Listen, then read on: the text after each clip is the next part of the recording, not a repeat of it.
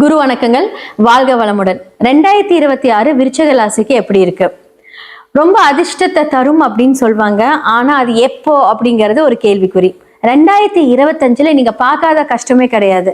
நிறைய பேர்த்துக்கு தொழில்ல தோல்வி அடைஞ்சிருப்பீங்க. பினான்சியல் காசு கொடுத்து வராம போயிருக்கும். அவமானங்கள், கணவன் மனைவிக்குள்ள ஒரு பிரச்சனைகள், கோர்ட்டு கேஸ், வம்பு வழக்கு, இந்த மாதிரியான ப்ராப்ளம்ஸ் எல்லாமே நீங்க சந்திச்சிருப்பீங்க. இந்த 2026 ஏப்ரலுக்கு மேல உங்களுக்கு ரொம்ப டைம் சூப்பரா இருக்கு. ஏன்னா குரு 9ல வந்துருவார். ஸோ 4ஆம் இடத்துல ராகு இருந்து உங்களுடைய சுகஸ்தானத்தை கொஞ்சம் ட்ரபிள் பண்ணுவார். ஒழுங்கா தூக்கம் இல்லாம, அது மட்டும் இல்லாம ஸ்கின் டிசீஸ் நிறைய வந்திருக்கும். தேவையில்லாம பிம்பிள்ஸ் வருது. 4ஆம் இடம் அப்படின்னாலே உடல். ஸோ அந்த இடத்துல ராகு இருக்கும்போது இந்த மாதிரியான ஒரு விஷயங்களை கொடுத்துருப்பாரு.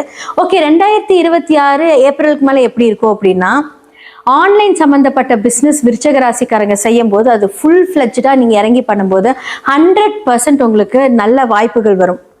குரு இருந்து உங்களுடைய 3ஆம் இடத்தை பார்க்கும்போது நீங்க ஏதாவது ஒரு முயற்சி பண்ணும்போது, இப்ப நீங்க பிசினஸ் எல்லாம் ரொம்ப சட்டில் பண்ணிருப்பீங்க, இதை இன்னும் முயற்சி பண்ணும்போது ரொம்ப இன்வெஸ்ட்மெண்ட் வேண்டாம். ஏன்னா சனி 2ஆம் இடத்தை பார்க்கறதுனால பெரிய லக்ஸூரியான ஒரு இன்வெஸ்ட்மெண்ட் இதெல்லாம் இப்ப நீங்க பண்ணாம இருந்து சிம்பிளா ஒரு விஷயத்தை ஸ்டார்ட் பண்ணீங்க அப்படின்னா அது உங்களுக்கு அதிக லாபத்தை தருவார். இந்த மாதிரியான விஷயங்களை நீங்க கொஞ்சம் கான்சென்ட்ரேட் பண்ணுங்க. தெய்வ வழிபாடு, பெரியவங்களோட அனுகிரகம், நிறைய அட்வைஸ் பண்றதுக்காக நிறைய குருமார்கள் உங்களுடைய லைஃப்ல வருவாங்க, பெரியவங்க வருவாங்க.